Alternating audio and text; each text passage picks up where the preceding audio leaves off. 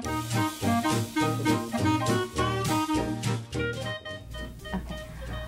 Valerie Stunning. Hi, I'm Penny Star Jr. and I'm a burlesque dancer.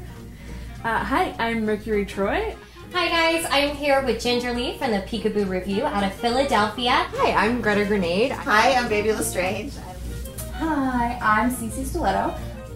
Hi everyone, I'm Jessabelle Thunder.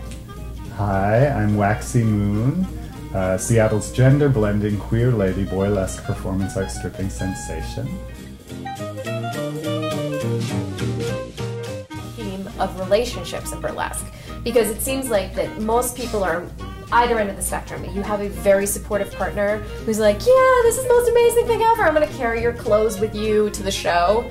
Yeah. And then nothing. Like people who are like, I'm single and I have cats. Well, no, I am very single, unfortunately now. It's hard to date in like burlesque because all you do is go to the shows and see the same people. Mm-hmm. And then sometimes guys will come up to you and they'll like flirt, and I'm just like, dude, like this is a facade you're seeing, like it's a character kind of on stage.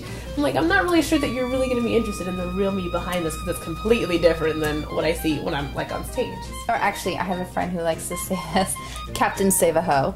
That's what she calls those guys that you meet at clubs who, you know, take you out and then they're totally cool with it. Everything's like, oh, I totally support you. And then 3 weeks later, it's like, but why? Like, I'll work double. I'll, you know, go out of my way. Just please don't. It's like, really? Because I was single at the time, and I was like, this is a choice that I'm making for myself, but it's with the understanding that other people might not be able to accept it. And so I was like, all right, well, you might be a cat lady. And I was like, okay, that's fine. And I ended up meeting a guy on the internet, and he's super great, and I told him pretty early on, like, you have to like, it's weird because I'm like really straight, and I've never had to come out to anybody, but I always feel like I have to come out as a burlesque dancer to people. And so I feel like I have this like moment where I'm like, okay, well, I have to get naked in front of audiences. I forget that it's challenging territory for people. Mm-hmm. So it's something I have and to if they're not into it, I'm like, bye. Yeah, exactly. Yeah. Sometimes I worry that I might be single for the rest of my life because I do burlesque. But like you said, like that's a choice I made, and if I weigh my options, like, do I want to be in love or do I want to do burlesque? Like, I can't give up burlesque. And if he's the one, you know, carrying the bags or like helping the, you know, doing whatever, picking her up from a late rehearsal, you're like, all right, this, you know, not that he has to do those sorts of things, but, you know, he's in and he understands. Are the ones that are going, oh, you have rehearsal again tonight? We're like, oh man, I don't know about this. You know, we're like, it's this guy. Oh. I actually am married, and I met my husband before I started stripping. My husband is an ex-girl-on-girl pornographer, so none of this phases him. This is classy. I don't have the experience that a lot of women do, what it is to be dating single and being, you know, in that environment.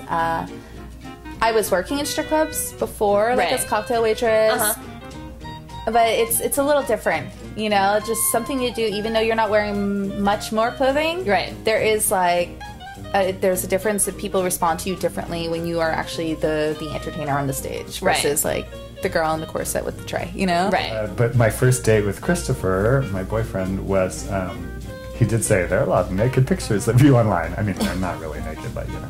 And he's like, not that I'm complaining. So right away he was cool with it. Mm-hmm. It's like I didn't even need to come out of the burlesque closet, and I could just be, you know, he was like, I think it's cool. And I was like, well, you know, glitter gets everywhere. He's like, cool, glitter's cool. You know, like, I was like, great, we're good. You're a keeper. We're good. But yeah, he's really supportive, and I couldn't be with someone who isn't. Mm-hmm. Because this is my love and it's my passion, and if he said, honey, do something else, I'd be like, bye-bye. Yeah. I actually had to like encourage him to clap for performers that weren't me, because he like is a guy and wants to be respectful, and so he sits really quietly and he's like a really quiet guy, and he's like a little stone face, and I was like, listen, you have to look at my friends naked and you have to clap for them and yell. And he was like, are you sure? And I was like, yes, look at my friends naked and like it. And I'm gonna audition to be a stripper. He was like, awesome, I love strippers. And and then, you know, I was like, okay, but I don't know what to expect from this. I don't know if it's gonna affect our relationship. I don't know if it's gonna affect me sexually. Am I going to be overexposed and come home and not be as horny as I normally am? Like, let's just be really honest over the next, few months with everything. Right.